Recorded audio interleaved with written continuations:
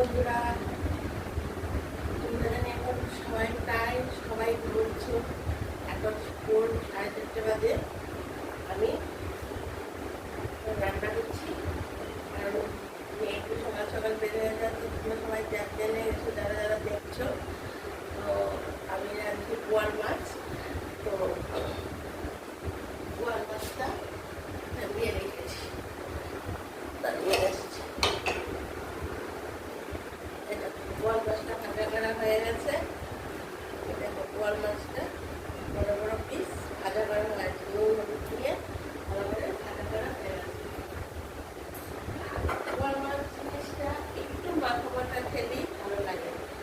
বোয়াল মাছটা এরকম একটু ঝাল, যারা কম ঝাল খায় তো কম ঝাল দেবে, কিন্তু ঝাল না হলে এটা একটু কাঁচা লঙ্কা দিয়ে একটু ঝাল ঝাল হলেই ভালো লাগে। আর যারা ঝাল খায় না ওরা কম খাবে, সেরকম ব্যাপার না।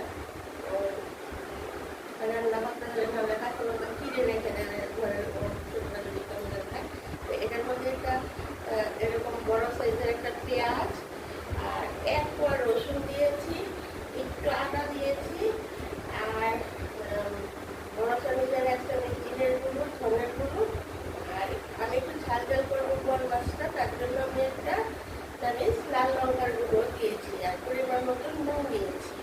হ্যাঁ, তেলটা আমি গরম বসিয়ে দিয়েছি, তেলটা গরম হয়ে গেছে।